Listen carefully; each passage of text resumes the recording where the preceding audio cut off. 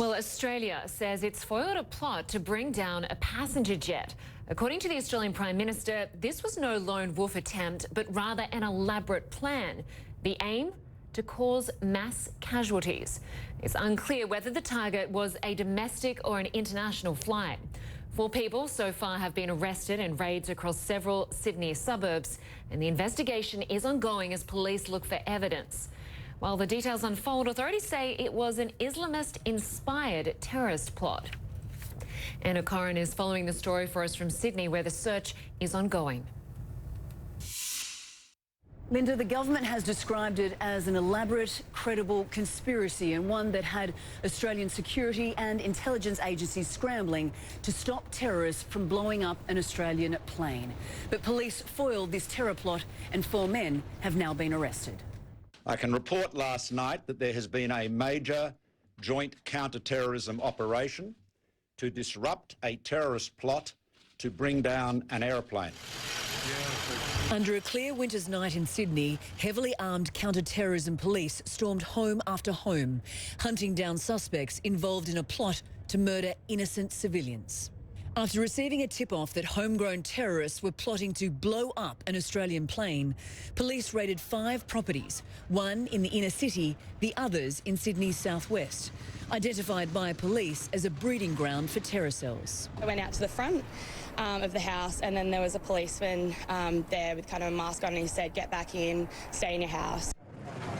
4 men were arrested and taken into custody. They're yet to be charged, but under Australian terror laws, police can hold suspects for up to a week without charging them. Now, we have strong transport security systems in place in Australia to prevent acts of terrorism. Upon the receipt of advice from our security and intelligence agencies, the government moved swiftly in order to protect the public while operations were underway. Prime Minister Malcolm Turnbull says this was not a lone wolf attack, but rather a credible and elaborate conspiracy. The government says the operation, which has already uncovered suspicious devices, is ongoing and could last for several days. Early days in the investigation, as I said before, we do believe it is Islamic-inspired terrorism. Exactly what is behind this is something that we will need to investigate fully. Security has been increased at all airports across Australia, with extra police presence and additional baggage screening. Passengers, while not deterred from travelling, were on heightened alert. At the end of the day, you trust the people that are doing their jobs.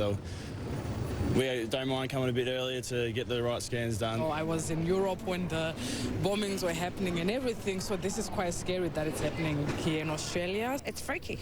It's quite freaky. How do I feel? Freaked out. But something that I can't cancel. I need to get from A to B.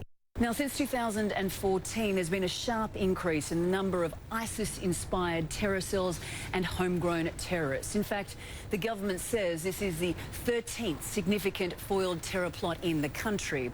And because this involves planes and airports, there are concerns this plot is far more sophisticated and could have links to overseas terror networks. Linda. Thanks to Anna Corrin for that report. Well, still to come, we look at the challenges ahead for the new White House Chief of Staff. And we'll hear how the turmoil is being viewed in Trump country. CNN talks to voters in Alabama.